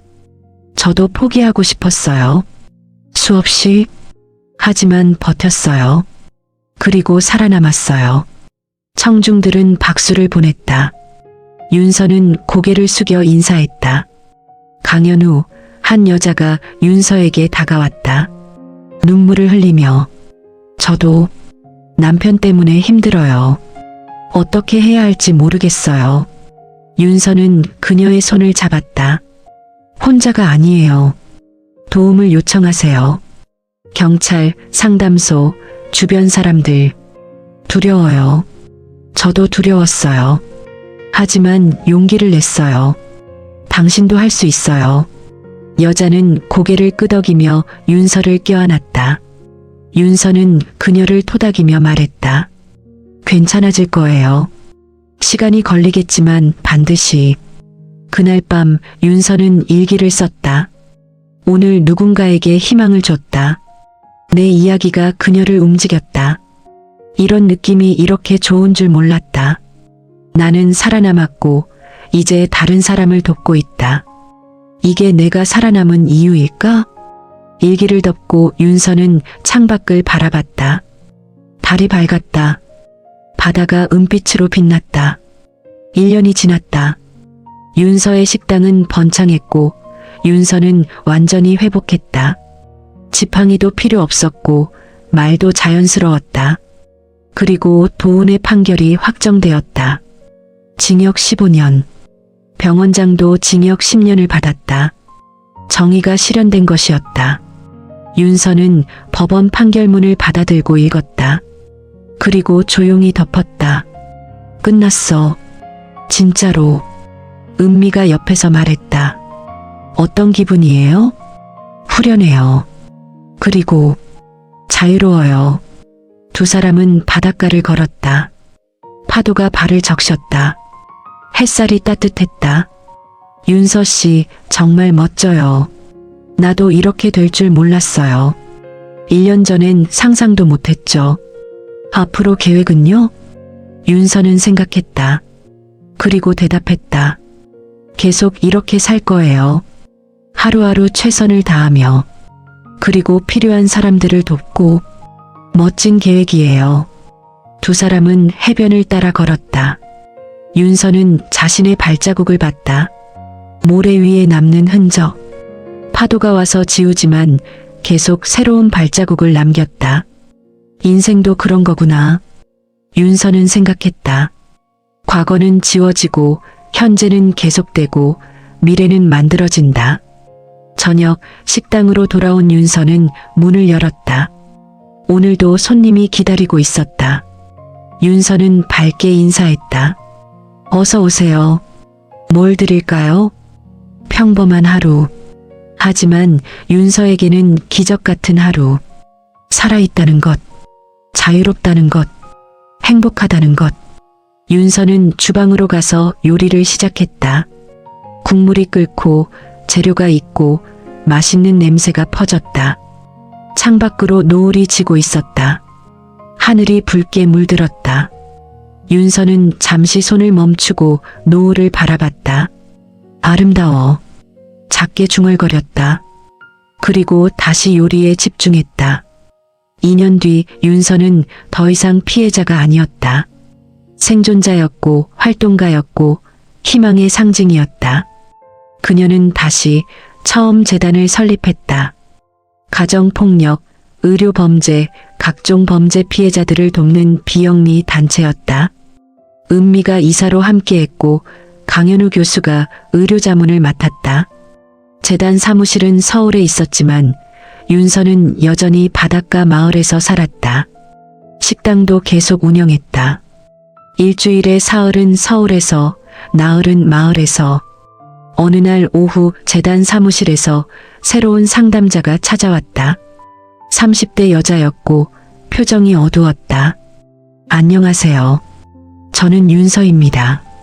윤서는 밝게 인사했다. 여자는 조심스럽게 대답했다.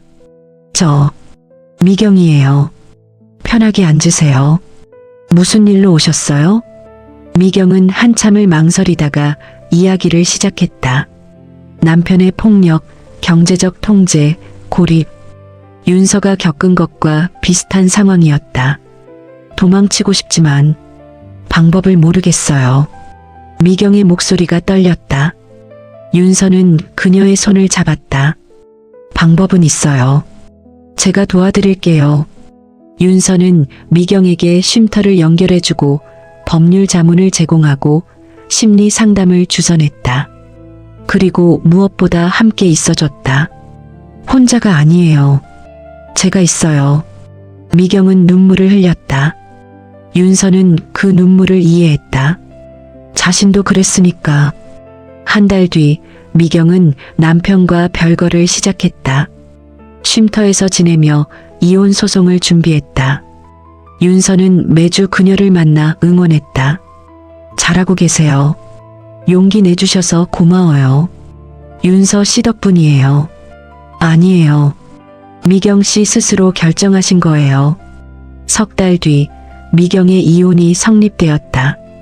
그녀는 새로운 삶을 시작했다. 작은 카페를 열고 딸과 함께 평화롭게 살기 시작했다. 윤서 씨, 정말 감사해요. 제 인생을 되찾았어요. 미경이 말했다. 윤서는 미소 지었다. 당신이 찾은 거예요. 저는 옆에 있었을 뿐이에요. 이런 일이 계속되었다. 재단을 통해 수십 명의 사람들이 도움을 받았다. 윤서는 그들 한 명 한 명을 기억했다. 이름도 이야기도. 어느 날 윤서는 바닷가 식당으로 돌아왔다. 오랜만에 혼자만의 시간이었다. 식당 문을 열고 들어가 창가에 앉았다. 바다가 보였다. 파도가 규칙적으로 밀려왔다. 윤서는 커피를 마시며 지난 시간을 떠올렸다. 3년 전 이곳에서 죽을 뻔했다. 남편에게 배신당하고 병원장에게 버려지고 세상에서 잊혀질 뻔했다. 하지만 살아남았다. 은미 덕분에, 강현우 교수 덕분에, 그리고 자신의 의지 덕분에. 그리고 지금은 다른 사람을 돕고 있다. 자신이 받은 도움을 돌려주고 있다. 이게 내가 살아남은 이유구나. 윤서는 깨달았다. 단순히 생존하기 위해서가 아니라 다른 사람에게 희망을 주기 위해 살아남은 것이었다. 저녁, 은미가 식당을 찾아왔다. 깜짝 방문이었다. 윤서 씨, 은미 씨, 어떻게 왔어요? 보고 싶어서요. 그리고 축하할 일이 있어요. 은미는 가방에서 서류를 깨냈다. 재단이 보건복지부 인증을 받았어요.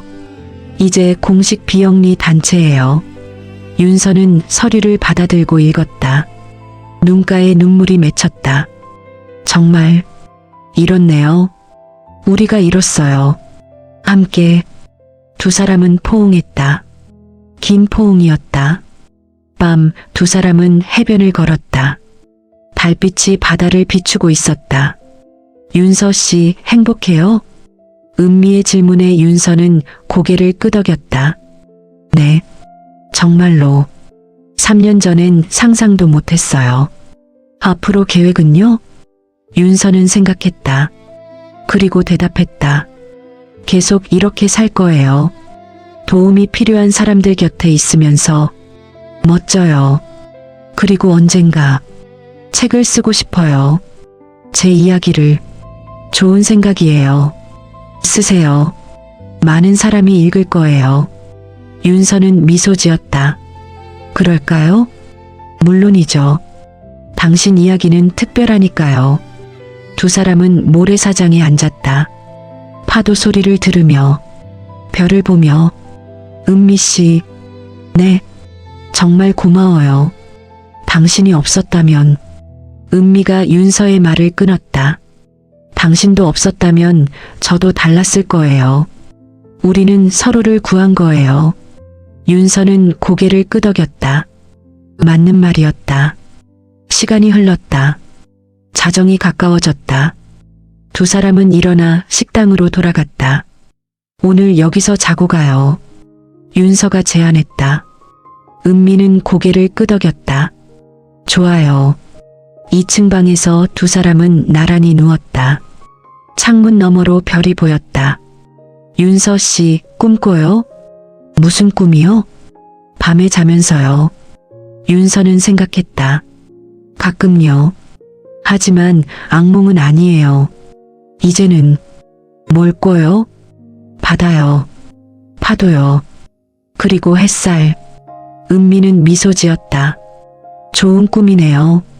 네, 좋은 꿈이에요. 두 사람은 잠이 들었다. 평화로운 잠이었다. 다음 날 아침 윤서는 일찍 일어나 해변을 걸었다. 해가 뜨고 있었다. 수평선이 붉게 물들었다. 윤서는 파도를 바라보며 생각했다. 3년간의 여정, 죽음에서 삶으로, 피해자에서 생존자로, 그리고 이제는 희망을 주는 사람으로. 완전한 범죄는 없다. 윤서는 중얼거렸다. 도훈과 병원장이 계획한 완벽한 범죄. 하지만 실패했다. 왜냐하면 진실은 숨길 수 없었으니까. 진실은 늦어도 반드시 도착한다.